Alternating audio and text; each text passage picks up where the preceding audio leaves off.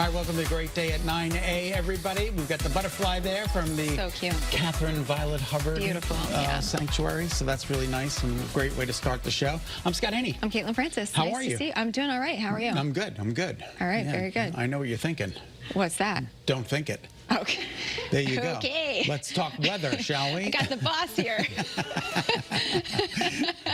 All right, so we're gonna. I'm giving you the headlines because it's the easiest way to break down with so much information. Light snow late tonight for coastal Connecticut, the I-95 corridor. You might pick up anywhere from a coating to an inch along the shoreline. It's going to be refined to that area of the state, and then we turn our attention to Wednesday night into Thursday morning. That starts off as a little bit of snow, goes over to an icy mix, and then that exits by about 9 o'clock on Thursday morning. Then Friday we're good. We get a little breather. Actually, Thursday afternoon we get a little bit of a breather.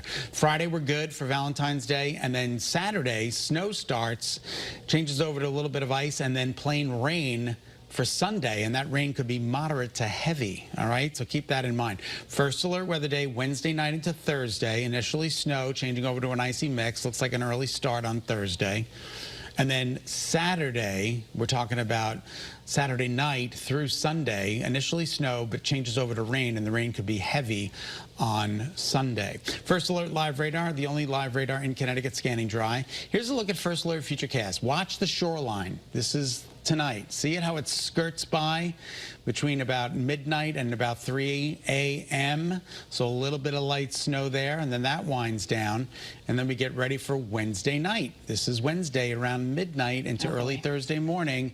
A little bit of a mess, and then that quickly changes over to some sleet and freezing rain and plain rain for the shoreline, and then that scoots out. Thursday afternoon is good, and then we turn our attention to the weekend.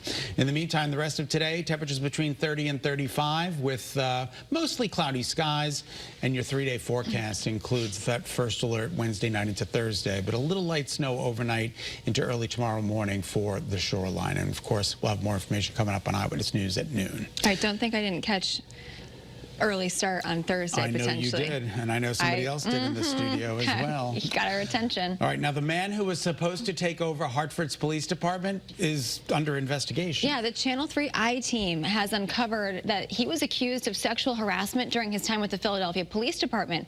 Captain Tyrell McCoy would have taken over in Hartford yesterday if his nomination had been approved by City Council. Records, though, show McCoy had at least 2 allegations filed against him in the past year in Philadelphia. The Hartford's mayor's office confirmed there was not a background check done before the nomination. It says, though, it would have been done before McCoy, quote, assumed active service.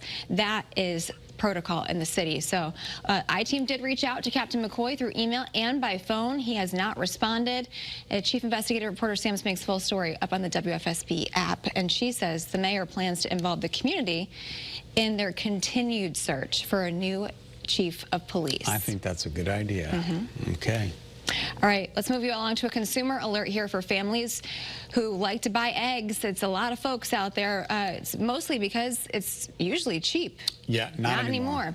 Major grocery stores are putting limits on the number of cartons you can buy. I know at BJ's you can only buy up to 2, and there's a shortage right now because of the bird flu. Trader Joe's is limiting customers to 1 carton per day. One carton per day. CBS News also says Costco is limiting egg purchases, and other stores may have policies as well. Egg prices have been soaring, and bird flu killed more than 40 million egg-laying birds last year. The Agriculture Department says the price of eggs could still rise 20% by the end of the year. So I have a question, and maybe somebody at home can answer, but I mean, I'm sure families go through eggs quickly, or maybe you have a big family. That's all I eat in the morning. But can you buy, what are you doing with multiple cartons of eggs at once? Don't they go bad? After I think, not really. I mean, I use my eggs 30 to 60 days. Really? Yeah, they last a long time. A lot longer than you think. Becky says a lot longer than you think. I'm paranoid about that kind of stuff, though. The expiration date. It's a great source of protein. It is an excellent source of protein. Very and good. the expiration dates, you know, they take them with a, grain of salt there. Grain of salt, grain of egg. Hey, Waffle House is also adding a surcharge per egg for customers until prices go down. I don't think we have any Waffle Houses here in Connecticut, but if you're heading down south, I think it's $1.50 per egg or something like that. It's crazy. That is crazy. All right, mom life can move so fast. We're trying to make sure that all the moms out there get what they need to know without slowing down. All right, Tracy McCain is joining us this morning for today's 1 Minute for Mom. All right, Tracy, good luck. Let's see if you can get through all the stories in a minute. You ready? Wait, there's a timer? Oh, yeah. Oh, okay.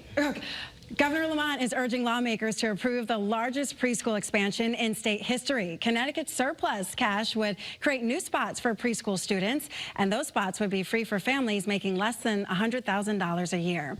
State leaders are pushing a new bill to make some kids' clothing exempt from taxes. It would impact clothes for kids 10 years old and younger. And the federal government says you need to be on the lookout for an online romance scam ahead of Valentine's Day. People are using fake profiles on dating apps to try to steal your money. Scammers claim the person can convert cash to cryptocurrency and then send links to fake websites. All right, here's a better option for Valentine's Day. Jay Gilbert's in Glastonbury and Millwright's restaurant in Simsbury were just named as two of the most romantic restaurants in the country. The rankings come from Open Table, and they're based on diner reviews and other information. That's your 1 Minute for Mom. I'm Tracy McCain. Well, you have 8 seconds to talk about whatever you want. Oh, my gosh. Okay, I didn't know there was a timer, so I kind of flew a little bit faster, but now I know you did it. I can slow it down. 8 seconds to spare. Just take Adam Lambert's advice. What does he What do you say? want from me? Hey, slow it down. What do you want from me? What do you want from me? Thanks, Trace. It was good to see you this morning. Thanks.